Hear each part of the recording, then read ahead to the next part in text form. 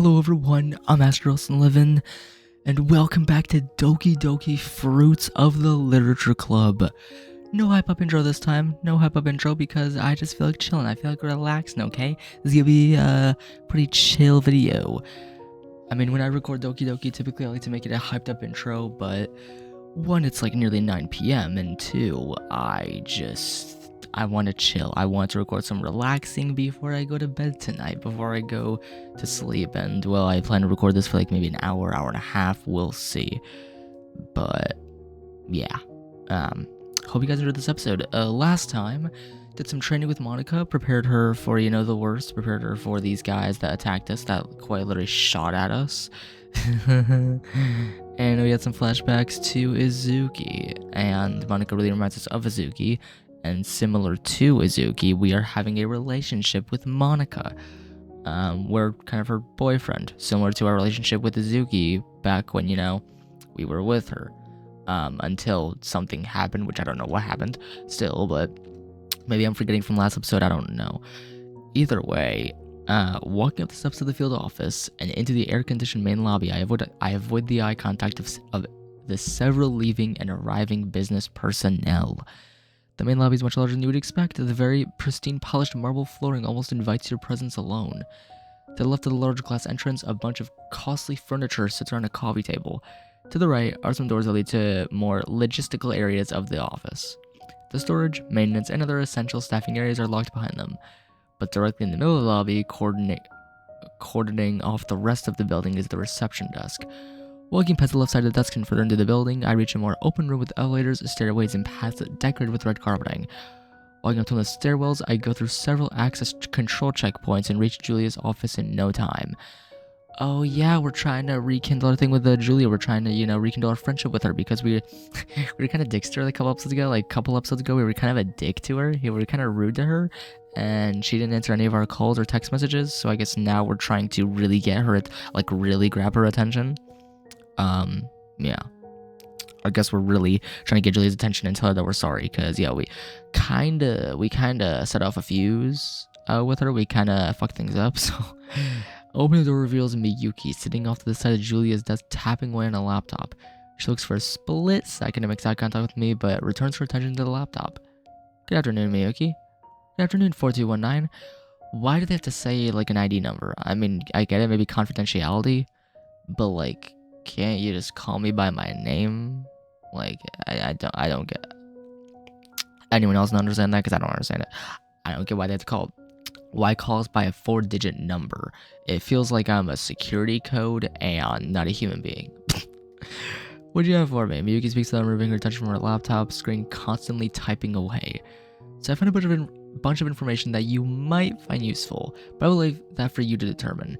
Now, there's a lot in there that you aren't technically supposed to see, so none of the information you see here is discussed with anyone but Julia, you, and I. Am I clear? I reach for a folder that's placed near the edge of Julia's desk. Grabbing and lifting it defies my expectations for how light I expect the folder to be. Sitting down on one of the leather couches positioned in front of her desk, I open the folder and start flipping through information. But when I reach that page, the piece of paper that brings me back to everything, I feel my body instantly run into cold sweats. I purposely turn onto its back and move on, avoiding the feelings that it invokes. Reaching the incident report filed shortly after the attack by Ashley, I scrubbed the page for anything useful. Following the report, I start to look at the autopsies for the bodies. Nothing beneficial here. My main goal is to find out my association that these people had with each other. That way I can correlate them into a more generalized group of people that I can investigate. They were clearly organized, but we weren't ever able to find out by who. If I can at least piece things together through the experience I've had and what seems most logical to me, I can determine where to find these people. Then I can initiate a raid on them. As I explained to Jeff, this is a long shot, but it's the only real one I have. With a skill such as this, there isn't much just one man can do. They are related to only the locale. It can operate internationally. The scar tissue on my side proves that. They had their eyes on Natsuki, that we know, but we couldn't determine why. And in this situation, the vaguer it gets, the worse it is. They could have targeted Natsuki because of her popularity. They could force influence from that alone. What influence could they want from a teenage girl? The only thing I can think of is ransom because of how wealthy she and her father were. Well, there's a group of organized crime members that apparently want to kidnap her and use her for ransom. There's also a possibility to do that due to her father's wealth. There might be a price on her head. But even then, there has to be something more clever here. It would make sense that there was an attack against the Prime Minister's aide. He could be seen as a traditional assassination/kidnapping target. You could get much more money and power from targeting someone like him, but not Azuki. Moving my forward, I get you reading through the documents. I swear to God, now I'm wondering what kind of game I'm playing. This is went from like a Doki Doki to like what game am I playing at this point? What kind of game am I playing? Am I playing like a murder mystery? What are we playing here, man? Closing the folder, I am left with little to no useful information at all from this. Just that anyone from this organization that we had taken into custody either refused to speak or found ways to kill themselves. As for leaders, they disappeared or were during the attacks. I don't know why I censored that. I've said that word so many times before on this channel. I don't know. After what happened, I came back. I actually didn't want to pursue that problem any further. So I never got the chance to find out who was the cause of this. And so help me God, if I find out who they are, they will suffer. Yuki walks back to the room with an ice-cold bottle of soda. She hands me the bottle and sits down across from me. Thanks. Don't mention it. So what'd you find out? Very little. There's a lot of reflection on what happened just from a paper perspective. Well, why don't you retrace everything from your perspective? Surely you would have had some assumptions or hunches when you were active on the contract. Look at the information from my viewpoint. I questioned actually about why I was even contracted to Azuki, and it was because her father had purchased protection for her. I won't just protect anyone, even if money is offered, so there's more to it than that. The only reason I could think is that Azuki was the target of these people, and for some reason the agency and her father had found it necessary to reach out and assign me. There has to be something else we aren't seeing. Something else we just aren't getting. Tell you what, I'll try to do some more investigative work regarding the receipt. You're not looking at the reason why we even accepted the contract in the first place, let alone assign a 4-digit to it. Actually, it said it was for efficiency. Does that make any sense to you?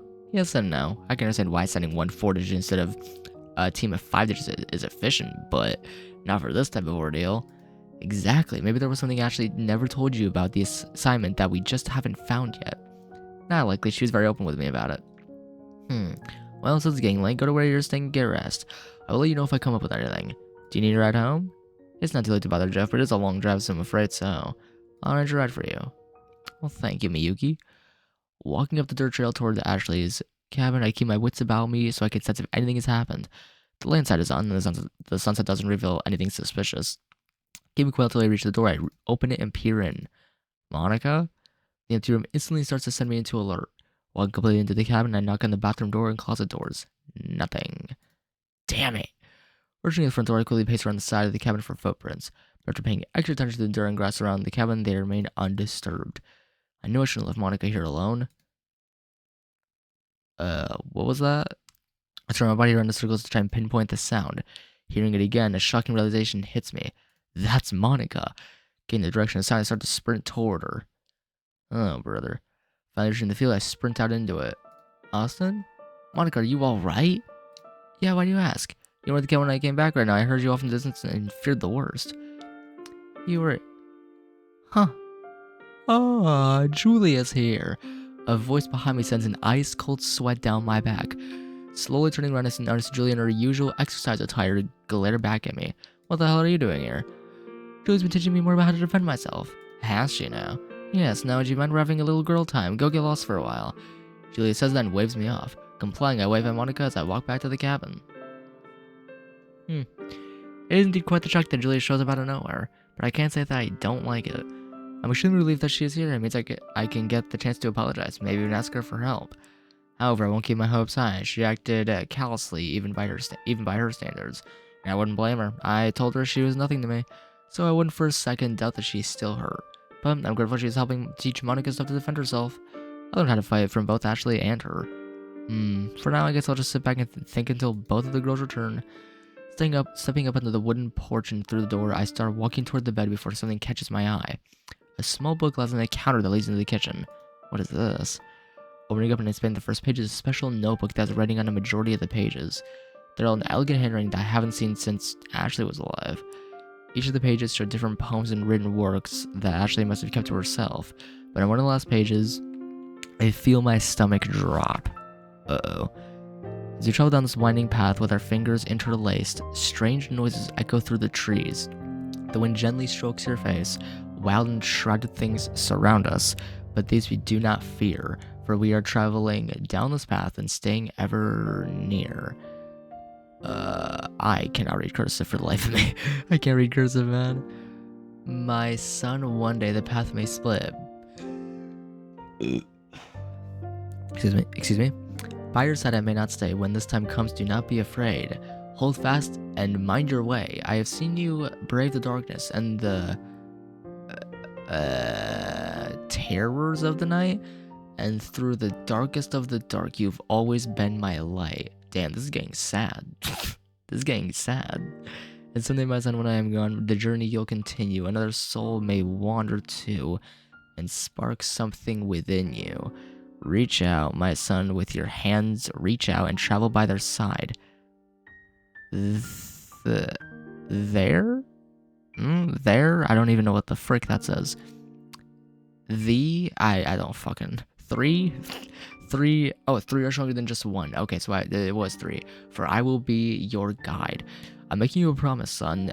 In your mind, hold it even ever fast. I wasn't there for your first breath, but I'll be with you until my last.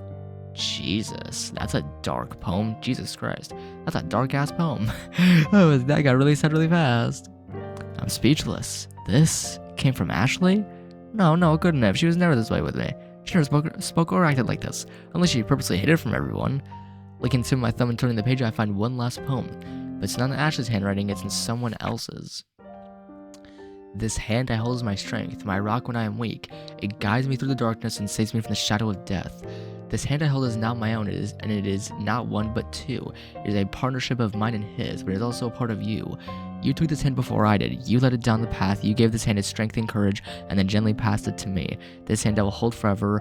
I will quell its fear and tend its wounds, and in this task I am not alone, as a mother's love never ends. Why is this so... This game has turned so sad. Reading Monika's writing, I picture how Ashley would respond to it.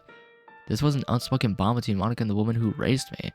Without even telling me, Monika accepted the responsibility that Ashley had hoped one day someone would take. Something within myself has changed. I don't know what, but I feel different now. Not knowing what else to do, I shake my head to remove the thoughts. I close the book and place it exactly how it was before, just as Julie and Monika return from the field. Hey, Austin. Hey, did you get a good workout in? I comment as I watch Monika wipe some sweat from her brow. Yeah, I was tired, but I enjoyed it. That's good. Both Julie and I make eye contact, but don't speak to each other. But thank God for Monika saving me from this awkward moment. I'm gonna take a shower and then get some fresh clothes on. Is that okay, Julia? Oh, of course. I'll probably do the same when you're done. Monika smiles, gives me a hug, and then departs to the bathroom with a bag. She had filled with clothes and other necessities. When the door closes, I finally speak to Julia. Oh, listen. Before I even consider speaking to you right now, follow me. Julia turns around and walks back out the door. Remaining silent, I follow after her. Yeah, Julia, about what we said, we're sorry. Like, Julia, about what we said? Like, really sorry about that? We didn't mean it? Oh boy. Julia takes me slightly down the hill. She turns her back to me, speaking cold and emotionless words. I don't know what to say to you right now. Part of me is happy to see you. Part of me wants to cry, and part of me wants to so badly throw you up and down the street. Jesus. God damn. 1 second. Okay, just my Alexa gave me a notification of a chore I do each week. Nothing crazy, nothing serious. But then I see that girl in there, and those emotions become even more complex. Julie finally turns around to face me, her eyes red and fighting back tears. What you said really shouldn't have hit me that hard, but it did, and I don't even know how to react. I felt crushed, I felt betrayed, and I felt abandoned. You know that you're the only person that I remotely enjoy being around? I think of you as someone close to me, not quite like a son or nephew, not a brother either. You were in an entirely different class, dedicated only to you. After what you said, I don't even know where I stand with you anymore. And it hurts me. Tears finally begin to fall from Julia's eyes, each drop a bullet that rips through my heart. I deserve to feel this way. I said what I said, and just as she said, it hurt her. But I have to make her see that I didn't mean what I said. Julia, you and I both know what type of person I am. I have always had my struggles and my problems inside. And what I said to you, that was not me. I looked to the ground, then back up into her eyes, which continually pour hurt out to wash over me. I've been having a hard time keeping everything inside. I don't doubt it considering the circumstances.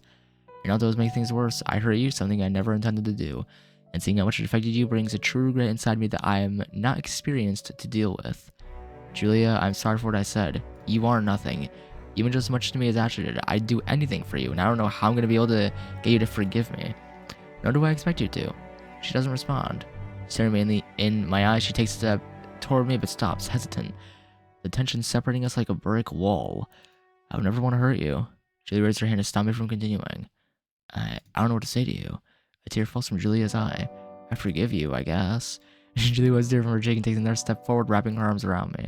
In response, I do the same. When she lets go, she places her hands on my shoulders. Thank you for apologizing. We never speak of this, understood? Why would I tell anyone? I'm right there on that boat with you. After Julie and I regain our composure, both physically and emotionally, we look out at sunset. So I've heard you've been doing some investigative work on your own. In regards to Azuki, yes. You left me a picture to let me know you dropped by earlier. Did you learn what you needed? I'm left with more questions than answers. Well, since your girlfriend is in the shower, let's talk business then. Good, it's about time. Huh. So he didn't reject the whole girlfriend. So, okay, he accepts that he is dating Monika. Okay. Flipping my hands at my hip and running the other through my hair, I turn and face Julia. I'm almost positive the people who are going after Monika are the same people who went after Azuki. What makes you positive? Me. What? Before now, Monika has had no issues living in the city almost as soon as I came into the picture and I started being around her more and more. Julia eyes me. All of a sudden, a random shooting happens that was directed at Monika. Then people follow her into her home and attack her. And you honestly cannot tell me that she doesn't look like Azuki. Since I was constantly on Azuki for all that time, I'm sure the people who are pulling strings up top probably got familiar with us as a duo.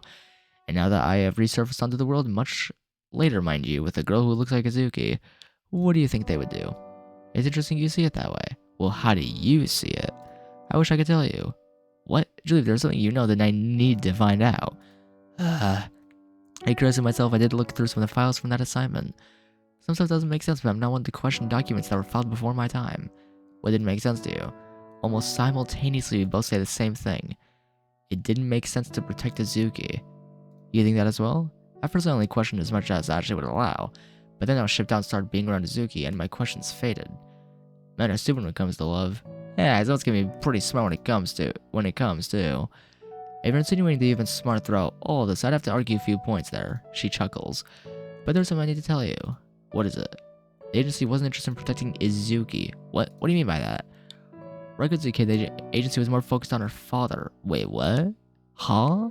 Her father? But why would they be focused on him? He is the reason Azuki even got protection. Oh my god. There's more to it than just some criminals wanting to kidnap her. I knew there was something off about that. Now you got it. Even though I was not division chief at the time and only on the field, I still questioned it. Wait.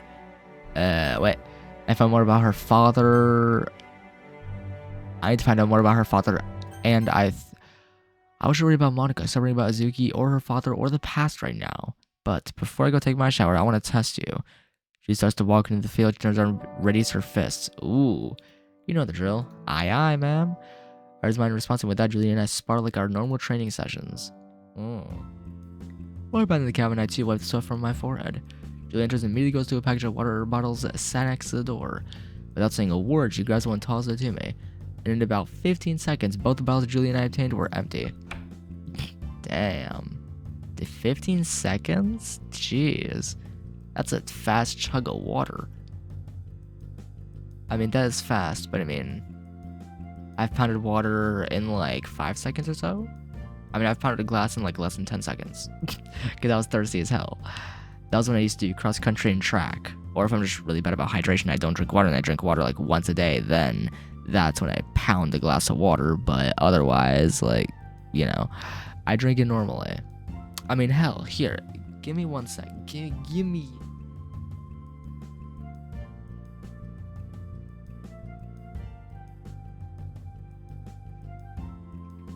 I literally got water right here. I always keep water by me. Like, you know, I always keep water by me. Even if it's the evening or even in the daytime, like, I keep a glass of water by me at all times. Hydration, you know? It's important. It's a necessity. Well, yeah, it's a necessity. It's a necessity.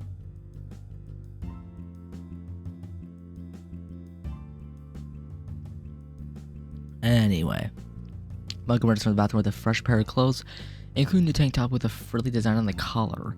The scent of her body wash comes to the bathroom, makes the cabin smell very pleasant. So as always along, I peeked out a little after I came in here and you two were gone, so Oh, sweet, don't even fret about that. I take this kid out back and teach him some respect. Well, if that is what you were doing, then I guess I was the one teaching you. Damn. Just smacks me on the back. Is that a new shirt? Huh? Oh yeah, I got a little while back, but I never got the chance to wear it. Isn't that literally the same shirt? Bruh. That's literally the same shirt she was wearing earlier. Like, dog. Bruh. Isn't this literally the same exact shirt she was wearing? Just a... You know what? I'm gonna... Hold on. Yes. Shit. I mean, do that. Shit. I'm stupid. I'm stupid. Hold on. Crud. Isn't that literally the same shirt she was wearing though? You know, I'm not gonna bother. You know, I'm not gonna bother. Yeah. Do you like it? Yeah, dude, you look great in it. Monika beams places her hand in my. I don't know if it was plural or singular. I'll be the last person to take a shower. With my friend, I point my thumb into the bathroom, indicating for Julia to get in there.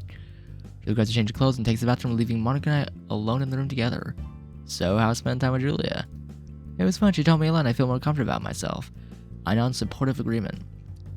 So, did you learn anything new while you were gone? Actually, I think I'm a lot closer to information that will reveal everything. Information? Like what? For your safety, I don't think you need to know that. I can handle it on my own anyway. Listen, I think we need to talk about that. Alright.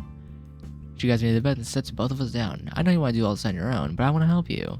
I can just stand by idly and let my boyfriend fight not only his battles, but mine on top of that. I'm sorry, but I'm just not the girl who wants someone to fight her battles for her. It's something that we have to fight through together. You're not a lone wolf anymore. You have someone by your side to help.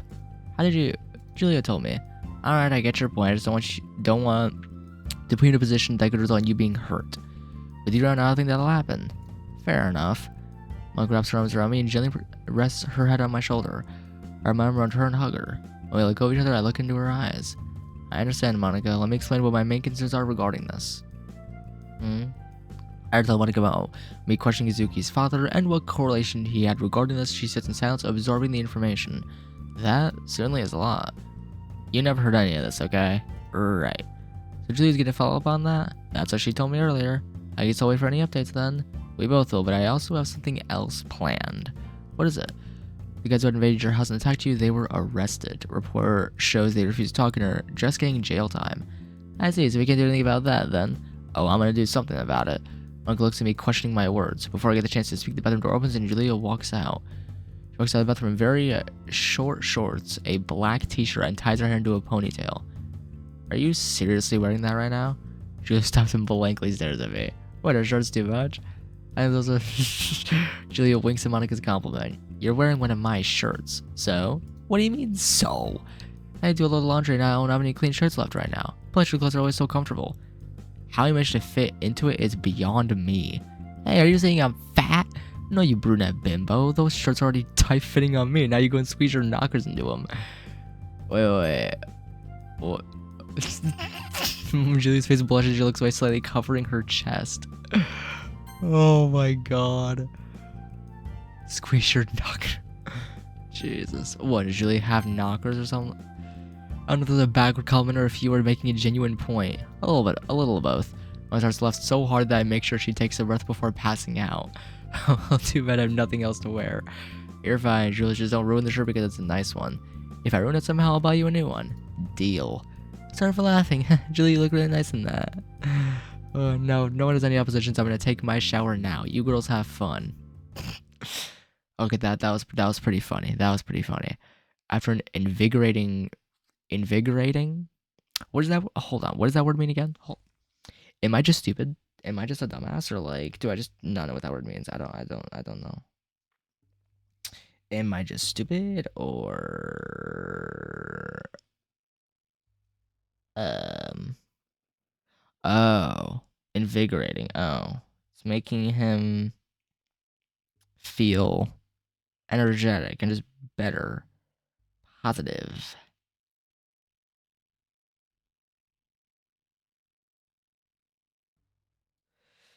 Anywho, I get dressed in clean clothes. I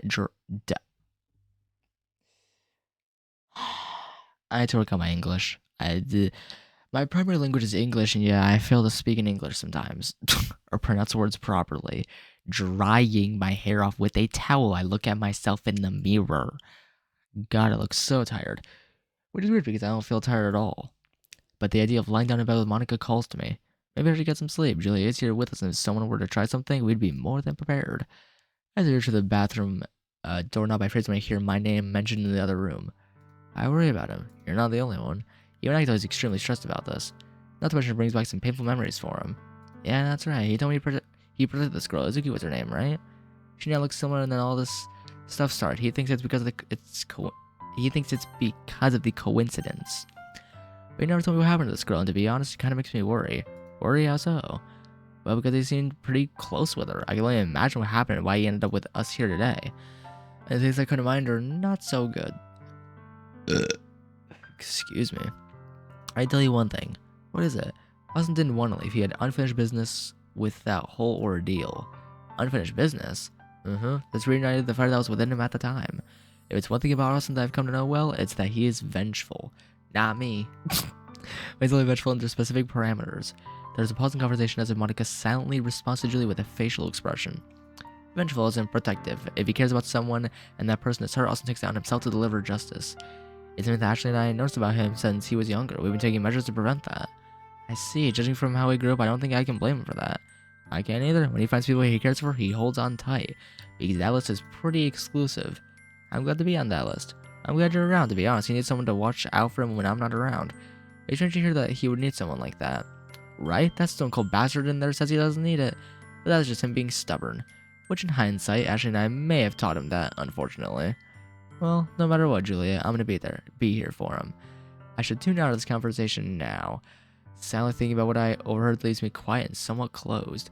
Part of me instantly dislikes what I heard. I'm becoming too weak, my emotions are taking over, and I'm losing focus. This has to change. My job is to protect. I kill myself to lose everything over how I feel. I take a deep breath in and I open the bathroom door. It's okay to feel emotions, bro. I get it. You're a bodyguard or whatever, but like, it's okay to feel emotions. Even as a bodyguard, it's okay to feel emotions. You're a human being. Emotions is what makes us human. You're allowed to feel emotion. You're allowed to feel your feelings. The darkness of the night creeps further and further across the land. Monika sleeps soundly next to me and Julia across from us in a hammock. I always wondered how that hammock felt. Is it comfortable? Julia doesn't seem to mind either way. She quietly snores away her worries and unconsciousness. I, however, lay completely still and silent, staring up at the ceiling for an amount of time I can't even fathom anymore.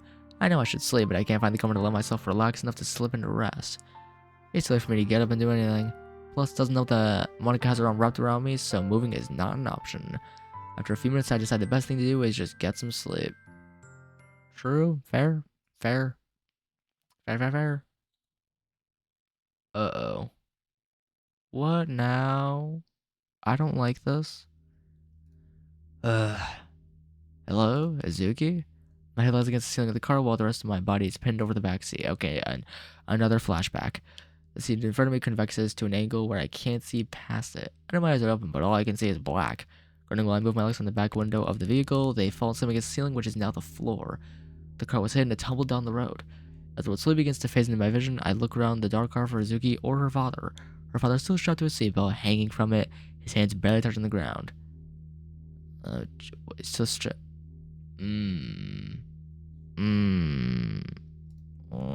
Sir? I shake his shoulder to see if he's conscious. Austin? Don't worry, sir. Give me a minute and I'll cut you down. No. He weakly reaches out to me and grabs my wrist. They took her. Please just forget about me. Please get my daughter back. Who took her? Where? Izuki's father looks outside the window and weakly points. Hang tight. I'll get her back, okay? Please save Izuki. Please. I can barely see anything from here. I look out his window and see a group of people dressed completely in black dragging Izuki across the asphalt road. She kicks and thrashes around in desperation. Ooh, the music though. Light side stings and draws my attention away. Laying down, I find a moderately sized piece of glass wedged in my left hip. God, yeah, that's gonna hurt. Jesus. With my short gone, I continue to crawl out of Suki's window and into the street. As both my hands firmly against the rough ground, I push myself onto my feet. Immediately grabbing in the handle of my jacket, I switch the safety off and aim at Izuki's aggressors. 4 people are surrounding Izuki. They are all dressed in complete black, even wearing face covers to match their identities. You people are gonna pay for this. Focusing my vision on the front and back post of my handgun, I land my shot with the person dragging Izuki. All three rounds struck mine in the upper chest near the... what? Coronary artery, okay. He recoils back, clutching his chest. Right back to the car, I sweep around to the opposite side and ready my weapon. Next, target the person on the left Izuki who has raised their own weapon and is looking around for me. The other two grab both Izuki's legs and drag her forcibly away. I gotta be faster with this, damn it. Barely peeking around the overturned hood of the car, I fire 3 more rounds into my target, 2 into the upper chest and the last at the head. Damn. The person yells in pain and drops forward to the ground. The time their body against the ground sounds as if you dribbled a basketball on a wet wood floor. Round straight to the car next to me, and in response I take cover and perform my breathing exercises. Help me! Get off me! Izuki's desperate plans for help make me jump inside, almost ready to climb over this destroyed vehicle and charge at full speed. But that's completely stupid, and I have to think rationally. Oh boy. Okay. I'm in the middle of the road, the kid is dark from cover to cover. I can't be using the SUV's cover either, Izuki's father and the driver are still in here. I can't risk their lives as well. Think, Austin, think! Mono to the side of the SUV. The driver door swings open slowly. Agent, use the door. The driver looks up at me, bleeding profusely from his neck. Don't move, keep pressure on that wound. I'll get us out of here. I don't know if I'm gonna make it. I feel so dizzy. Damn it. Just hang on. Use the door. He's on the door from the outside. It looks only a little scraped, but the inside shows it's barely connected to the hinge at this point. I go on the interior handle of the door and firmly kick the inside. Just like that, the door cracks off the car. Getting used to the weight of it, I prop it against the car and kneel toward the driver. Here, let's help with the pain. I reach into a small concealed coat pocket and grab a cigarette. This morphine should help him calm down and make his final moments more comfortable. Taking the cap off the hypodermic needle, I press it into a point on his arm and inject the morphine. He's breathing quickly as his head cocks to the side. Thanks. Putting him on the wrist, I grab the door and stand back up. Oh jeez. You wait long enough, Izuki. I'm on my way. Keeping the door out with my left forearm, I use it as a shield when I reveal myself from the car. Turning as fast as I can towards my opponents, I keep the car door placed in front of me to block gunfire. Peeking up from what used to be at the window, both my enemies struggled to decide what to do. The one decides to flank far, the one Mario continues to drag Izuki. The other may be an open angle. So my charge, I immediately back up and get some more distance from my flanking enemy. As close to the angle they have allows me to remain at an advantage. Time to me along the sidewalk. Okay, fire some blank shots in the direction of my flanking enemy. Ooh. Just as I predicted, they stop and revert their path. Because he manages to kick their aggressor over and tries to back crawl away. This gives me my opportunity to move in again. Sprinting and stretching mildly as far as I can go, I close the between me and Izuki in a matter of seconds. Slamming the door into the agent, they fly back onto the ground. I quickly take him and fire a round to their head. While Izuki looks up at me, I shield both of us from the final remaining aggressor. He stares at me from his face cover and drops his firearm to the ground. Next, he pulls out a knife and weighs me over. He wants me to fight him up close. Resting shot on the ground, I check my magazine for any remaining rounds. I have 3 rounds remaining. I could shoot and kill time me, wasting the final rounds, or I could save them in case I absolutely need them. It would take too long for me to reload mid-combat. Even right now, reloading would give him enough opportunity to pick him back up and return fire. Now Izuki's so close to me, I can't risk her getting hit in the crossfire. I give my handgun to Izuki and pull a tactical knife of my own from my jacket. Izuki, I need you to stay behind this door in case anyone else shows up with a gun. They will at least see me first and give you a chance to remain hidden. What are you? Don't know about me. Use this if you have to. Okay. Why are you doing this? He doesn't respond and just stares back at me. Not much of a talker, eh? They'll let you in a little something. You're in over your head. You made a huge mistake that I promise you'll never live down. If you live, that is. What? Okay, okay. I'm ready for you, Agent. As am I. Toward my neck, I bend backward and dodge it, throwing my left foot into his ribcage. Ooh. I'm onto my leg and tries to lift. Someone to pull all my weight into my leg and jump, pulling myself close enough to him to knee him in the stomach. Ooh. He grunts and lets go, but continues a flurry of knife swings. Nearly dodging each one, I decide to go on the offensive. I pivot myself around his foul swing, grabbing his arm and darting my knife for his neck. He catches my arm and tries to kick in my legs in an attempt to stumble me. Loosening the grip from both hands, I slip between our grip and pick the man up from his midsection. I create momentum, but swinging the man's body up to my shoulders, but using the same momentum, I slam out on the ground. The back of his head crashes down against the grip with a very muffled thud, remaining motionless. Oof. Turning around towards Natsuki, she picks up from the car door and runs over to me. Are you okay? I'm fine, what about you? I don't feel very good. She closes her stomach and seems weak to stand up. Let me see. Or so I can pull it straight up. A jagged piece of glass is Oh, God. But not small enough that she would continue to bleed at an alarming rate. Jesus, Zoo goes to the next car on the sidewalk. The lead should beat her anyway because of the gunfire. They can get you an ambulance. Are you sure? Yes, sweetheart, please. I rub Zuki's arm around my shoulder and carefully walk her to a safe spot on the sidewalk. Quickly returning to the car, I try to open the passenger side door to her father, but it doesn't budge.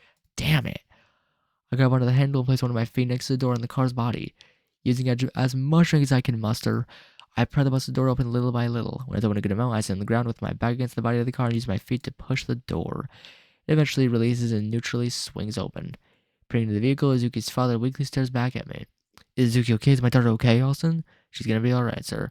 Let's get you out of here, okay? I try to press the button on my car to start the radio, but nothing happens. Damn it, the crash must have broken it. Pressing the knife against the seatbelt, I cut Izuki's father down and carefully pull him out of the car. When I go across the car to the driver, I feel an area on his neck untouched by blood and sigh. He didn't make it. Cutting it down and removing his remains from the car, I hear the sound of sirens in the distance. As red and blue lights start to illuminate the street, I sheath my knife and recover my handgun from Izuki. The last man I had fought has disappeared. Laying down on my hands, I discover that they are concerningly cut in several places. Blood covers them so much that you can't even tell what skin tone is underneath. The pain never registers to me. I feel the wounds rub against each other, causing more crimson life to leak, but no pain. I don't understand what this feeling is inside. What is happening to me? After providing a detailed explanation of what happened to an officer, I watch paramedics load Izuki to an ambulance, her father accompanying her. As arrives on the scene, focuses me and forces me to stay behind. While I don't pay attention to anything anyone around me says or does, I keep my eyes on Izuki. She reaches out as if to call out to me, but the ambulance door closed before anything comes out. And it was right there that I finally understood the feeling inside of me. It was hatred. Pure, unadulterated hatred. The people who did this are gonna pay. I don't care if I have to hunt them down myself. I'll follow every last person on this goddamn planet if I have to. When I find out who they are, none of them will be safe. They will all wish this never happened. The world will feel my impact. Austin actually waves around in front of my face, telling me out of my thoughts. What do you want? Are you okay? I've asked you like 4 times already. No, I'm not. I want you to find out who orchestrated this. I'm gonna suffer deeply for what happened tonight. Don't worry about that right now. You have more important concerns. Nothing could be more important than this. Look, you're injured and you still want to keep fighting. I raise my hands, look down at them for a quick second. This? I don't feel it. Ashley wins as I open my palms. Ashley, I don't care what you want at this point. I want you to find out who these people are. And then what, let you loose? I'm sick of guarding, especially after this. These people are getting away and you won't let me go after them. Austin, you're too much of a danger to let loose after this. Is that a fact? Justify that outrageous notion to me. Just take my word for it. Right now I need you to get those wounds tended to and prepare for our next move. No. What's gotten into you? How could I view the situation, Ashley? I nearly lost Natsuki tonight.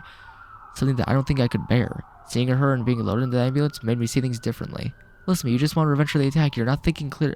Shut up! Ashley slaps the side of my face and stares at me with furious eyes. Oh no, what has gotten into you? Maybe it's a bloodlust for vengeance. Maybe it's because you have feelings for that girl. Maybe it's because you don't know how to act in this circumstance. But I will not have you disrespect me like this. I've made you better than that. I just want what is best for you. Now listen to me. Get your ass to the paramedics so they can tend to you. Gripping both of my bloody hands and fists, I silently comply with her requests. Jesus, kid. Austin walks away from me and heads to the paramedics like I had told him to. Normally, anyone could say he acted the way he did because of the attack. But he's went through numerous assignments and fights for his short tenure. However, this changed him somehow. I think I know what it is too. Reaching into my pocket, I grabbed my cell phone and called Julia.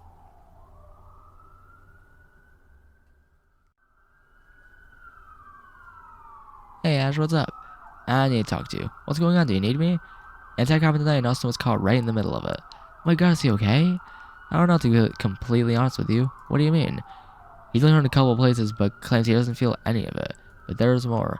The driver in their vehicle was killed. Izuki's wounded in a car accident, nearly taken by the group, and Izuki's father was pretty stunned too. But he kept demanding that I let him loose to find and take these people down. Wait, you don't mean... I saw the same look in his eyes as he had that day. My god, so we were right. Yeah, I'm gonna keep a close eye on him to make sure he doesn't go out of boundaries we set for him. Well, if the girl is hurt, then I don't think we have much control anymore. Bullshit, Julia. Like, how am I gonna give Austin up to that? Well, if anyone can control him best, it's you. I'll call you later tonight. Answer my call when I do. Pfft, you think I'm staying up? You guys will mixed up if you do. So help me God... So help me God, I will run you off the mill if you don't. Fine. Better send me money for my coffee in the morning. Sure, whatever. Talk to you later, Ash. Talk to you later, Julia. Pressing the end button, I watch the paramedics decide what to do with Austin. Moving through the concrete sidewalk that takes me around the side of the field office, I see my destination before me. A large, institutionalized building the office used to detain and hold personnel. It's more of a state of prison than anything else. Julia and I just departed from her office. She got me the connection needed to obtain detained people from the other night. I still get thinking about it. Those people followed Monika to her house and attempted to attack her while she was in it. If I had felt out earlier in the day, I don't think I could have got on. I'm just glad I was able to get there in time. But on this day, I'm going to force them to talk. No one's going to stop me. Reaching the building, the entrance has an access control panel installed to the left of the wall. I saw a key card given to me by Julia and opened the now unlocked door. Walking in the room, I see one of my targets handcuffed and restrained to a chair. I look to a mirror on the other side of the room and wink at it. Rolling on my dress shirt sleeve, I blouse them a little above my elbows, loosening my tie and do my collar just to let myself breathe more comfortably. Do you mind telling me what the hell's going on here? Well, it's a kid questioning me. What kind of police department is this? You don't remember me? Why would I remember you? Other than a grown man who had his ass handed to him by a kid would remember. You're that kid? Oh, well, this is just great. Give me your badge number. I will have your job for this. You want my badge number? I place my face inches from his. It's 4219. I slip my right fist into the side of his head as hard as I can. His eyes bulge and he nearly topples the chair over. I grab his shirt and sit him upright. You son of a bitch, how dare you do this to me? I want your supervisor. I want your supervisor's boss. You're gonna be in the seat for what you've done. Hey, let me tell you something, old man. I'm not an officer. What? Then how'd you get in here? I have some questions for you. If you answer them for me, I will leave and you will go back to your cozy cell in the precinct. Me to submit to you, you're out of your mind, kid. I don't need to tell anyone who isn't no cop, man. I grab hold of his head and force him to face me. Why were you going after the girl? I'm not saying anything, so go fuck yourself. I will go to one of the corners of the room where a bucket lies. Grab the bucket, I retrieve a towel and place it over my shoulder. Next, I grab a container of gasoline from the bucket and a small metal rod. What are you doing? Me? Nothing, just preparing stuff for a game. A game? What do you mean by a game? You'll see. Opening up the container of gasoline, I grab the towel and place it over the man's head. What are you doing? Stop! Oh, don't act like you don't deserve this. I grab the metal rod and after lifting the towel, I shove it into his mouth What? Jesus. My God. A little bit brutal. What are you doing? You see what I'm doing soon enough. Driving the towel back over the man's head, I grab a large bottle of water, stash behind the bucket, and uncap it. Laying the plastic out the bottle fall before the echo of it makes the man start to struggle in his restraints. Gripping his head in one hand, I force him still and slowly pour water onto his face. As the water seeps into the towel and begins to cover his head, he struggles to breathe and begins screaming. Oh, drowning him. Okay. Jesus. Keeping my eyes on the man's covered head, I watch him struggle to breathe through a damp towel. The weird thing about this method of interrogation is that he won't die. He'll still be able to breathe, but he will constantly have the sensation that he's drowning. After about 30 seconds of struggling to breathe, I remove the towel from his face. I ran answer my question now. He lowers his head and looks down to his lap, the bar in his mouth, still forcing his mouth open. As he gets where I grab him and force him to look at me. Are you going to make me repeat myself? He gives a death stare and tries to headbutt me, but misses terribly. Alright then, you seem thirsty. Let's give you a little more water. He starts to yell out again as I put the towel over his face. Sloshing the rest of the water in the bottle around, I slowly pour it over the towel. To deal with the act I'm committing, I tune his screams out and mentally take myself to another place. I can't be weak right now. I can't give up what I'm doing until I learn what I need to. I will not let my emotions control me. This needs to be done. When the last drop of water leaves the bottle, I squeeze the bottle in my hand, destroying it and dropping it to the ground. I'm going to do this all night if I have to. In fact, I even have a surprise to make this game more fun. Pick up the pretty heavy weight container of gasoline, I lift the towel and reveal it to the man. You know what this is? It's gasoline. Slashing gasoline around, his eyes widen. Fears are starting to really settle in now. If he doesn't want to play this game any longer, all he has to do is give me what I want. Otherwise, I'm leaving this room in a few hours, permeating of gas like a mechanic. Are you gonna tell me why I went after that girl the other night? He weakly and slowly nods yes. Taking the container down, I grab the towel and slide it further back and remove the metal bar from his mouth. Kneeling to eye level with him, I wait for his answer. You must actually subject some of these conditions. Was that the answer to my question? Fine. I was asked to phone kidnap the girl. Asked? Who asked you to do that? I don't know who. You're lying. No, I'm not. I'm not doing this with you. I grab the towel and cover his face with it again. No, don't do this again, please. Standing back up, I grab the container of gasoline and start to pour a small amount over the towel. Not enough to fully asphyxiate him, but enough to make his eyes, nose, and throat burn. Stop! It burns, it burns! I can do this all day. Time inside of the container, I look at the mirror. I have an endless supply of water and gasoline to keep the phone going. Jesus. After about 10 minutes of letting the gasoline do its work, he remains uncooperative in answering any more questions. Fine, I'll grab some more water. You seem a little thirsty. What? No, don't, please. Who I should hunt down and attack a teenage girl? Without hesitation, I open another bottle of water and start pouring it. Oh, okay, I'll tell you. Just please get this off me. I can't breathe. Everything hurts. Taking the towel off his head, I kneel down and look him in the eyes, which are bloodshot. This will end as soon as you start talking. I was approached by a man in a suit. He said if I did what he asked me, he would make me a rich man. At the time, it didn't seem like a bad proposition. He said, locate this girl, then hand me a picture of her. What else? You operated in a group, so you weren't the only one this guy approached. Those were the same as me. We were asked to locate the girl and take her. Where? I don't know, man. You know, from out there, I thought you were going to be cooperative. I was looking forward to getting out of this room and into a proper shower. But now I guess I need to get... No, fine. Damn it, he wants to take the girl to the docks southeast of the city. The docks? Did he tell you why? No, he told us to not ask questions and just do as we were told. One of the guys with us asked why we were targeting a teenage girl, and the man told him he was only going to get half just for asking. So I kept my mouth shut and just did as it was told. Interesting, so this man, did you learn his name? He always had to call him John Doe. What else can you tell me about this man? No much, he had a powerful demeanor and it was kind of hard to be around him for more than a few minutes. Did he mention anything else besides the girl at all? No, just to get her and bring her to the docks. Does he know you failed? I have no idea. He could have had someone follow us. It seems like something he would do. But other than that, I don't have a clue. Did you give any means of contacting him? Not that I can remember. I remember questioning part of that myself. I didn't know where in the docks to bring the girl or how to let him know we were there. That means he had other means of figuring out if you were there. What do you look like? Do you have any tattoos? Any distinguishing features? None. He looked just a normal person besides the creepy feeling he gave off. White, kind of tall, black hair, I think brown eyes. I honestly can't remember. Please, let me go now. We're not finished. Did he have an accent? Kind of. He spoke very good English, but I could tell that there was an accent there somewhere. I don't know what it is, though. Do you have any other details about him? No, we interacted that once and I was blinded by the potential money I could have got. Well, I made a huge mistake doing that. Whatever, just let me go like you promised. Promised? I don't call promising that. Well, you said if I answered your question, you would let me go. No one other did I promise I was going to do that. You little mother. I need to verify everything you've told me. If they're true, I'll see what I can do. Then practically growls at me. However, what you told me happens to be false and you lied at all during this, I will be visiting you every day. You know, payment for wasting my time. Whatever, I told you everything you asked for. I'll verify all of that all myself. I wipe my hands off on his pants to get excess gasoline off. After standing up and approaching the door, I turn around and raise my index finger. How much did he offer you? What? I don't remember. Oh, I can't remember the amount of money that this strange man in a suit offered you in return for kidnapping a teenage girl who was still in high school, and after taking her, you were to bring her to the city docks. Something doesn't add up there. Fun. He offered between all of us a divided percentage from 3 million. 3 million, thank you. Before I go, is there anything else you're hiding from me? Because if you are, I will find it. No, that's all. Thank you. Without hearing another one of his words, I open the door and exit the room. Walking to Julie's office, I take a seat on one of the couches and lean back. She sits at her desk, looking through notes gathered during the interrogation. She has me for a brief second before turning her attention to the papers laid before her. For some reason, I thought it said proper. I don't know why. So, what do you got?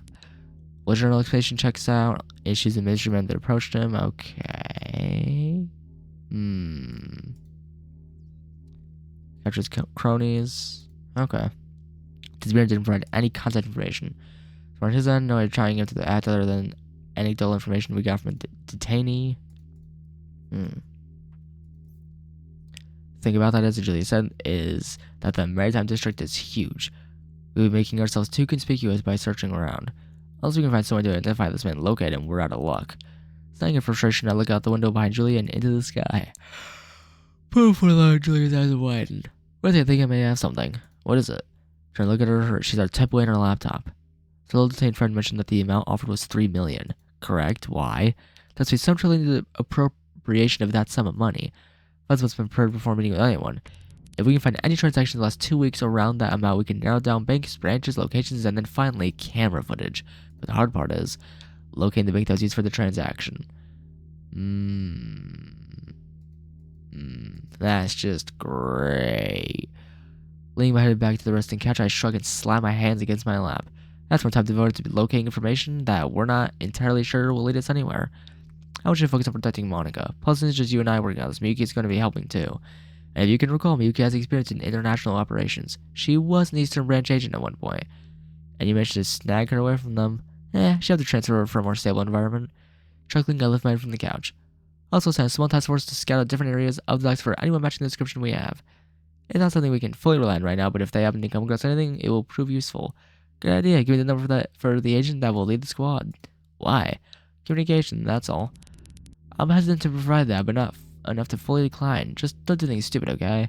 I can't afford stupid right now. I should really glare and start to stand up. Where are you going? Nowhere important. Call me when you're ready to go. Alright then. Walking through the grass, I look up through the branches of overhead trees. The moon provides a faint blue light across the land. However, when I return my gaze towards in front of me, my phone vibrates. Flipping it open, I respond to the call. Hello? Oh, sir, this is Agent Foster. What do you got? Sir, we think we may have a positive idea on the target. Where are you? 57th and Boardwalk, Eastern Maritime District. I'll be there in 5 minutes. What? Keep surveying, let me know if you find out anything else. Aye, aye, sir. Removing the headset from my ear, I press N and walk down the hill I was sitting. When I reach a concrete divider separating a small end division from the road, I hop it and start down the sidewalk. I double check my apparel to make sure I remain inconspicuous and not as easily recognizable. I sport a black baseball cap, white shirt, dark blue jeans, and some Nike sneakers. Definitely not an outfit I would wear on my own, but it will work for tonight. Okay.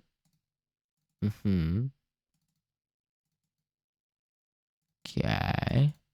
What do you got? Specifics, talk to him. I have tailored my matching description. Oh. If it's hard to discern, he jumped off by a red sedan and walked straight down these stairs into the building on the far left. Turn back to the side, I glance at a car driving past. Who else here with you? Connors and Ruham. Okay.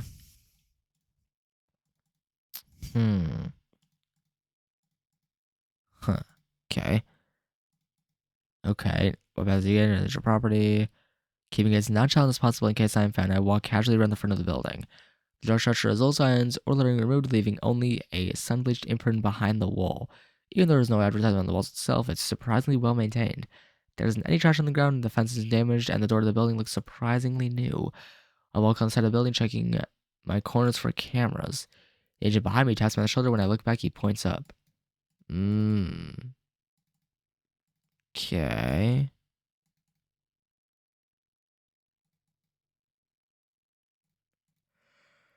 Security system, aircraft from there, control alarm, jeopardize everything. Not to mention there are probably cameras inside. Look at a temporarily disabled security system. If I recall correctly, there should be both an internal and external security box installed. When out here to supply power to the outside cameras and they're on the inside for the same purpose. These boxes can usually be located near more where the outside utilities are kept. Okay. Huh. Car.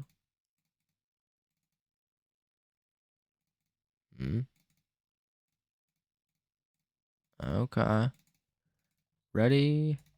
And okay, put your knees, and with my arms, I throw him up as high as I can.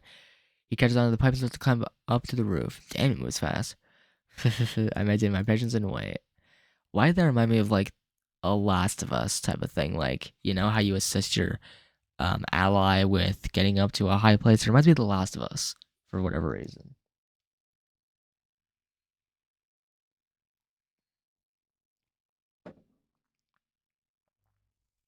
After a few minutes, I receive a picture message. Okay. Send the picture to me. You can Julie and wait for their response. Good enough. Very well done. Let's leave and wait for our response. Okay. TBS full cab on my way. I will go to Silver SUV part on the side of the road and get into the back. The other three agents await me. Rummaging through a black Kevlar duffel bag, I grab a change of clothes. Gear up, we're going to get ready to move. Aye, aye, sir. Just like aye, Captain. Following an infrared marker that points to the sky, we finally get everything we need to bring this man in. He's visited a corner store a little while back and we determined that he lives in a hotel just on the east side of town.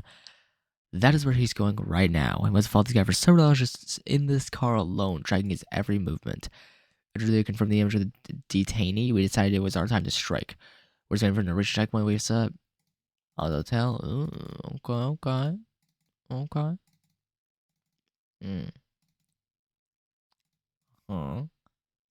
Oh. Wait. We talk about behind him, get out, and rush him. So it looks like Gatos can possibly be able to apply the gag. Oh my. Okay. They're kidnapping him.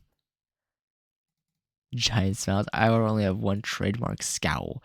We have this man now, but this isn't over in the slightest. Foster secure the man's hands and legs with the zip ties. I keep him still until we arrive at the field office. Okay. Well. Please tell me Please tell me I'm gonna get some music. Okay. Hmm. What? Wait. Oh yeah, that was all still a flashback, right? Ah. Hmm. Wait, this was just a flashback, wasn't it? Right? I think.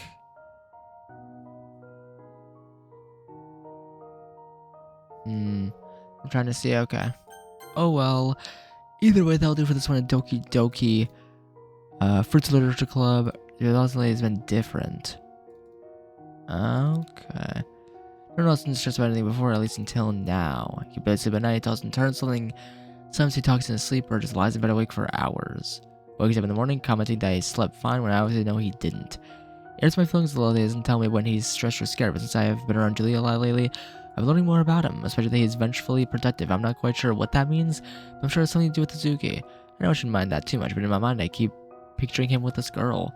She's popular in Japan, and he and she get along together very well. And look at myself and kind of realize that I'm not all that. Never compare yourself to others. You're too special of a girl for that. Austin's words wash over me like a shower of relief, but it's still hard to shake. Opening door, stepping out of the porch table to breathe in the country air. It's much different than what you will breathe in the city. It's much cleaner here. Which is to be expected, I guess. The government footprint out here is much smaller than where I live. But no matter what, I long to be home. Back in my house, safe and sound without the worries I carry now. Which I assume is another factor in Dawson being so stressed. I'm sure you can see my discomfort and wants to rectify as quickly as he can. All in all, I miss the Literature Club more than anything. Sayori, Yuri, Natsuki, all of you become close friends with me since the inception of the club. And I miss all of you dearly. Julie left me her cell in case I need to call her for an emergency. I think I might give Sayori a call. She's probably worried sick since the last thing I told her before leaving was because of what happened. I'm going to be taking a break from everything for a while. You're the interim president until I come back. Yeah. And hello? Hey there, Sayori. Monika? I've heard from you since you left. Is everything okay?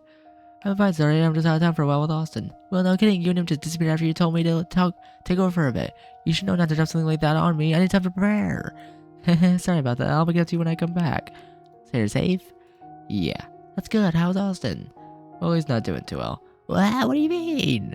I think the stress is finally getting to him. I'll just keep it there. Alright. What type of stuff are you two doing out there? Well, both Austin's guardian Julie have been teaching me self-defense. Self-defense? Like fighting? Kinda, yeah. I think I picture you hitting someone, Monika. You're too sweet. Thank you for that, Sayori. How's Natsuki and Yuri? They're doing fine. We all kind of just read today during the club. I couldn't find anything for us. Being club president is hard. How do you make it look so easy, Monika? I don't know. I guess it just came naturally. Well, we all miss you. We hope you come back soon, safe and sound. All right? All right, Sayori. I promise. Yay! So what are you up to right now, Monika? Just want to check on you. I'm gonna go on a walk right now and clear my head. Oh, that won't keep you. Please stay safe, okay? I promise. Good night. Good night. At least you understood why I'm not around anymore. I was worried about that. Sarah's a sweet girl, and the last thing I want is for her to worry for me. I already have to deal with that here. Anyway, while I still have some time, I'm gonna go on a walk for a bit. As I step out of the cabin and look up to the stars. I hope Austin is alright. As I push the door and place my hand on it, it opens from the other side. And I'm gonna get to give you our perspective. And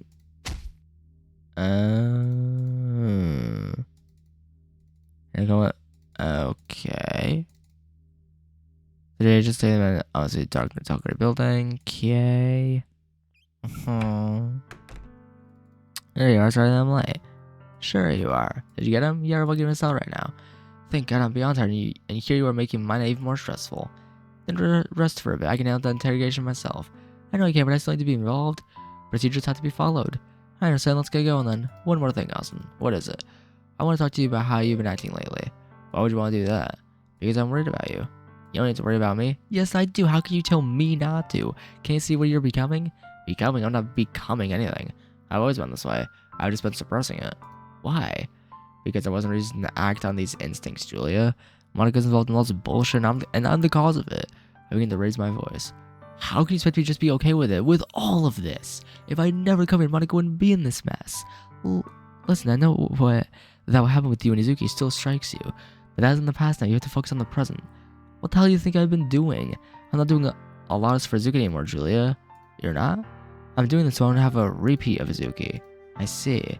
Well, I'm hoping for the same thing. The day that Ashley told me about my relocation and reassignment, I couldn't believe it.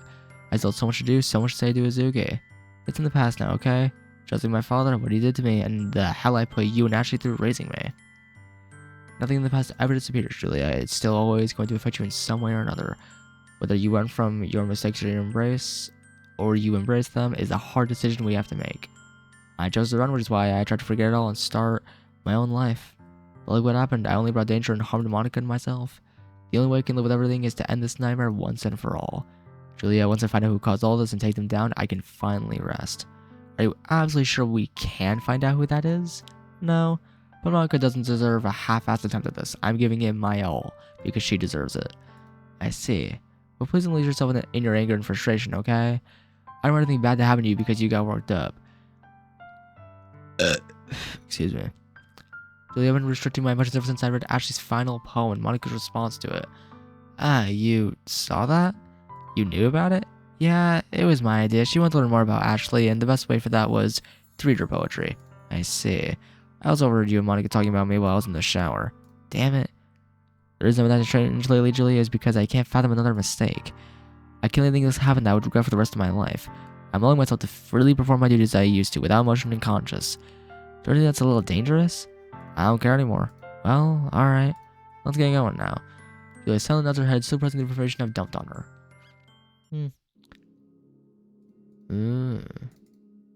Oh boy. Okay.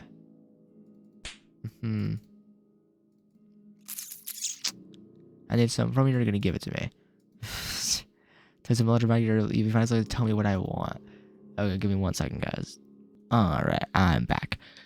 Flowing quite a lot of cash, aren't you? Staying one of the pricey hotels in the city, wearing expensive suits, hiring people with protagonists and women. Severe accusation. Really? I highly doubt that. I reached into my pocket and grabbed my phone, opening it and turning the screen towards him. Is this you? The picture starts to pale on top of his profuse sweating. Yeah, so? What exactly were you doing in there, Doe? Who? That's not my name. Let's see what your name is. Then reaching into his coat, I retrieve his wallet and begin rummaging through it. Inside, I find a photo ID, a black metallic credit card, some membership cards, a photo, and around $100 in cash. Okay. John Keeter. Huh. Clearly a forgery. The biometrics are purposely made.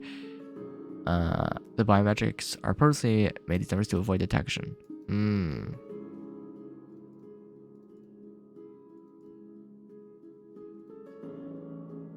Okay, so these are pretty important people. Massive bank accounts.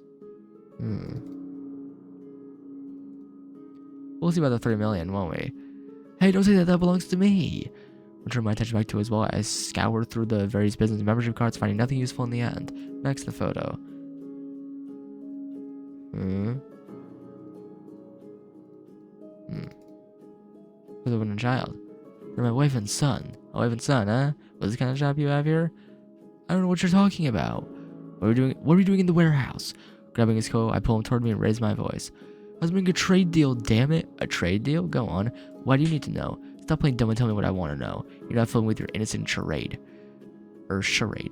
Saying, I tend to slide the photo back into his wallet, but something catches my eye. The width of the photo is too thick. Pressing my thumb against one of the corners, the picture fold over on itself. Wait. Grabbing the corner, I peel and discover that there was another photo underneath. It's a photo of Monika and me walking home from school together. What's this? Turning the photo to face him, I watch his face turn pale. He started us for a solid minute, showing me he's speechless, but his defeated demeanor vanishes to reveal a sinister grin. You're a perceptive one. I'll give you credit for that. I don't need your compliments. Tell me why you hired people to hunt an innocent girl. Why did I ever tell you that? Because if you don't, blood will continue to shed. And what would lead you to think I cared? I gently gestured the picture at him. Your wife and child. They have nothing to do with this. Oh, but they will. What do you mean? On the bottom of the picture is a black ink saying, Farano Hokkaido, and a reasonably recent day. So I assume this woman is in Farano in the Hokkaido prefecture in Japan. Pfft, what use will that do you? Opening my commission phone, I dial Julia's number. As the line rings, I stand back and pat my... Oh. What are you doing? Julia, can you give me a ticket to Japan? What? Where specifically? Hokkaido, Farano. I hear it's nice over there right now. Are you sure about this? Yes, I'm sure. I can do a few jobs over there at their field office anyway. You know, get real acquainted with the area and the people. I'll see what I can do. Thank you. And the clock closed my phone kissing near my wall. You wouldn't dare to go after my family. They're innocent. Innocent? You want to talk about innocent? Look what you're doing. You're hiring people to assault and kidnap an innocent teenage girl. And you want to talk about innocence? Grabbing hold of his tie, I lift him by the collar. What is logic in that? Where in there would you get your edge? And the end of the word, my dear Mr. Doe, we shut ourselves off from the ones we care about. But no matter what, we all have our lines, our boundaries, per se. It's our own decision that will influence if we go over those boundaries. Me making a visit to your wife and child wouldn't be much different than your man visiting my girlfriend. And I think you owe me a few. You are right. I hired random criminals to work together to kidnap the girl. Of course I'm right. I don't and won't put myself in a situation like this and not know any better. One thing I would like to clarify is why you're hunting this girl. Why are you going to these extreme lengths just for her? She isn't even a Zuki. I'm aware that Monika is Natsuki. Him knowing her name sends a shiver down my spine. What is going on? Then why are you going after her? You see, Austin, our focus isn't on Monika. It's on you. Me? Start explaining. You're both a threat and liability. You're saying that like I don't already hear it often. What makes you so special? We've known about you for quite some time. And initially we could just ignore you and you wouldn't be a problem. But just like your track record dictates, you're unpredictable. However, after some close watch, we were able to manipulate you. Manipulate me? Step by step, you just kept making it easier for us. What are you talking about? What does any of that have to do with Izuki? Where is she involved? Ah, her. She disappeared and wasn't seen again. Rumor has it she committed suicide shortly after you left. What did he say? Dizziness begins to fog my head while my body begins to feel cold. No, get over it. You can't afford to think about that right now. Keep your composure, Austin. Swallowing excess saliva, I look back down at Doe. Why was she involved in this in the first place? Why did your focus transition from her to me? You exposed information that we simply couldn't have out. Information? What are you talking about? Isn't it obvious? What does he mean? That's something else we aren't seeing. Something else we just aren't getting. The only other reason why we even said the contract in the first place is... Okay.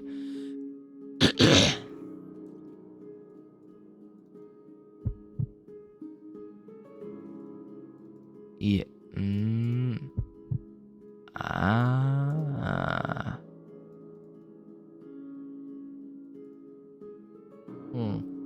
Izuku was entirely innocent all along. Their focus was her father. Her was in possession of the information when I was protecting her. Damn. It was substantial too because instead of a normal team, I was assigned to the contract. So that means using Izuku to keep her father from talking.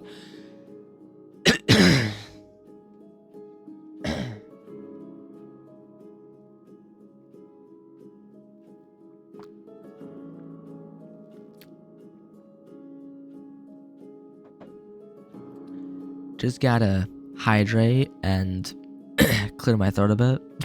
I should definitely be getting to bed soon though. Haha, correct. Who sent you? Who sent me? That's a fairly strange question to answer. You already know who we are. All you need to know is we've had our eyes on you. What? We're going to need you to listen to me about something and have their eyes on you, just don't do anything stupid.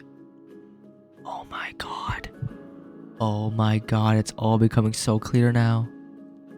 As you've been formal attire ready for tonight. High class gal.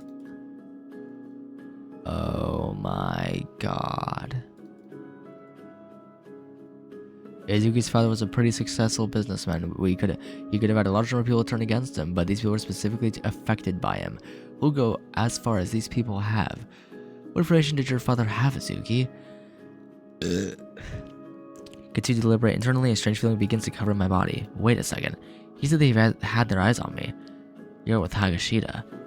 Ding ding ding. Yes sir, you are correct. You people were right there the entire time. And it played perfectly into our favor, but now you're a threat that must be mitigated. As he finishes, his lips turn into a demonic grin. The hell was that? Turning around, I stare at the door. What the hell? As I said, Austin, your threat then must be mitigated. You son of a bitch, that entire charade you put on earlier. It was to buy time, wasn't it? Of course, I don't have anything to gain from hiding these things from you now, so I bought some time while a few of my colleagues traced and followed my location. A lot of people in the main building are armed, they're going to die. Oh shit. Oh no.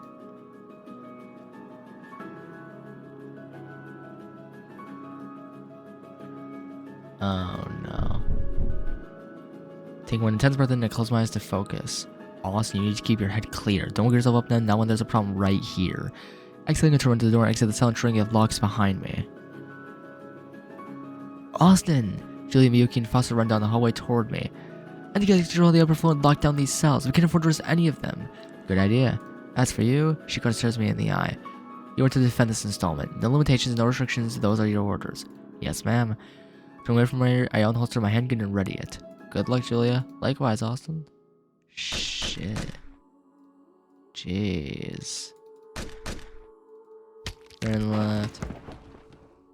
Okay. Jeez. Future raiders more than I can reasonably assume. They didn't at the front of the building are just trying to hold off the horde. I shoulder the corpse rifle, got the rest of its magazines, and just stuffed them between the sides of my pants. Crouching, I take position next to a car and start to aim. I aim for the raiders closest to the entrance. Firing 4 rounds, I strike 2 invaders in their upper chest and duck back behind cover. No doubt the muzzle flash gave away my position. Damn. Damn. Jesus. This is intense. We had to survey the area. Okay. Okay. Damn. Oh, that's gotta hurt a lot. That's gotta really be painful. Not only to recover, drop the rifle and grab hold of his arm. Switching them into an angle that restricts movement, I maneuver myself behind him. Letting go of his arms, I quickly bring my hands up to the man's head. Snapping his neck, I reach down and grab hold of his handgun and remove it from its holster. Turning out to use the corpse as a shield, I aim the handgun at the 2 other raiders sneaking up on me. Nice try. When both of the bodies hit the ground, I record my rifle from the grass and eject the magazine. Is this the present, or is the... This has to be the present still. Yeah, this is definitely the present still. So where to go? Okay. So later, I had a little trouble back there. Yuri's a handgun of his own and starts to fire with me. Where's the rest of your team? It's ground on the campus. I haven't had any contact with them since the raid started. Do you know how the medical wing is faring? They're not holding outside. The front entrance is breached and staff is struggling to defend it themselves. Hold this position. What are you going to do, sir? I'm going to follow orders. I did the founder mini magazine out from the side of my pants and handed it to Foster along with my rifle. When you're out of ammo, use this. Make these rounds count. Removing my handgun from its holster, I grip it tightly into my right hand and start sprinting to the medical wing. Oh, jeez. Oof. Came on the ground and dashed to the side to avoid the fury of fire going on around me. Jesus. Get out of my way, all of you. As I continue to fire and push my way through the bodies I lay, I keep my mind on the goal. Sheesh. Oh, jeez. Holding my long hand, I sneak up behind the raider and suddenly smack the side of his weapon, causing it to flail off to the side and away from the woman. Taking this opportunity, I bring a knife to his throat and slice it open. What? Blood begins to pour down his chest as he reaches for what used to be his neck. Jesus. Put inside and kneel to the woman. Are you here to save us? Get out of here. Go to the back of the campus and into the clothing bay. There are agents that are holding the fort. You'll be safe. But there's... Here that need my help. How can I leave them? You're no good if you're dead. Do as I say and get out of here. She hesitantly nods and stands up. Before letting her out of the room, I exit the room and make sure it's clear for her to run. Go. Thank you. Turns down the hallway and safely out of the building. Yeah. Yeah. Okay. Alright, so someone likes to give momentum. I kick the side of its head. After it's to the ground, I push my way forward to further push the gurney. When I fall backward, I hop off the gurney straight into my forms to block an incoming blow. One of the raiders slams above his rifle against my arms. Wrapping my hand around his rifle, I pull him toward me. Once we contact with each other, I pivot my clockwise and throw the man over my shoulder. The third pushes the gurney back into me. As the wheel touches my hip, I throw myself over the gurney, just enough to land on it. Effectively riding it away from the raiders, I turn around and line up my shots. Damn. bro's kind of a badass. Anime is kind of a badass in this game. Jeez. Jeez. Your guard is strong, but not anywhere near me. You kill defenseless people. Getting into form and raising my arms, I wave him over. Naturally, like with someone ready for you. I'll crush you like a kitten. He cries about his neck and uneasily steps towards me. Oh, throw a grenade with a raw force. Stands opportunity to throw myself back into the ground while grabbing a magazine. Allowing myself to roll from the background to my feet, I eject the magazine. Using the momentum of my swing, I launch the magazine out of the handgun and send it soaring toward my attacker. It charges in the bridge of his nose and stumbles him, allowing me to roll behind. Vigorously pulling the trigger, I unload round and round into this behemoth's upper body. He turns towards me and tries to swing. Throwing my upper body backward, I somersault away. God damn it, go down already! Each valuable round flies on my target but doesn't seem to offer any resistance in my favor. It's as if he is ignoring everyone but continuing toward his goal of killing me. I don't have the ammunition to keep wasting. My only hope is to rupture an artery and cause him to bleed out. But from this position, I have little to no luck. Shoving my handgun into my pants, I retrieve my knife. He swings toward me, allowing me to maneuver backward, barely evading his attack. Jeez. Sliding past him, I use my left to stun me and my right to launch me upward. Oh? Gah. Yeah, maybe stronger than me, but I am faster than any of my opponents. I take my blade and rip it into his throat. With speed, I have precision. Jerking the blade clockwise, I tear through the muscle of his neck. Jeez. His pail and topples over head first. Jesus. This feels like a more mature mod.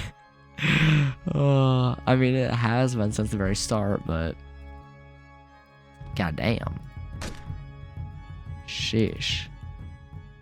Okay. Yeah, I think you need this. Dab your towel. Sheesh. I feel fine. As I finish, I ignore the soreness and the exhaustion while it rips into me. Resting my foot against the wall to reduce dizziness, I close my eyes. I hurt it all? Just a few scratches and bruises, nothing serious. Good. What about you? Well, I had to redo my makeup. How terribly tragic. Groaning with irritation, I wedged the away from the wall and head for the door. I'm gonna step out for a minute.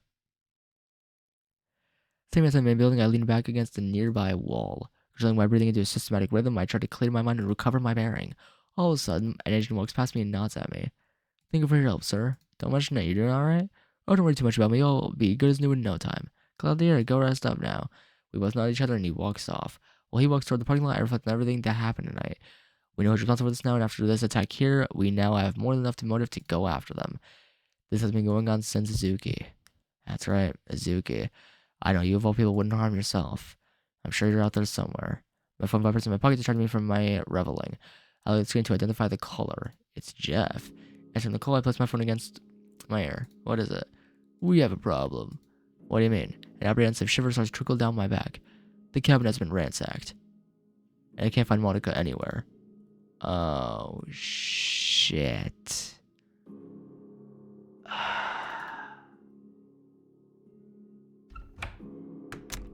Oh, no. Well, I guess that's where I'll end off this episode. Hopefully you enjoyed this one, Doki Doki Fruits Literature Club. Be sure to leave a like down below if you enjoyed.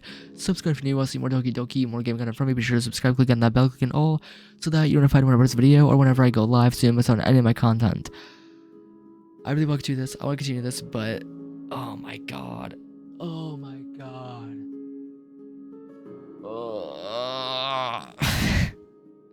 I guess I'll see you next time what happens as we try and save Monika and just see what happens next from here for this playthrough. See you all next one then, Doki Doki Fruits Literature Club, as we see where Monika is and attempt to rescue her. See you all next time. Peace out.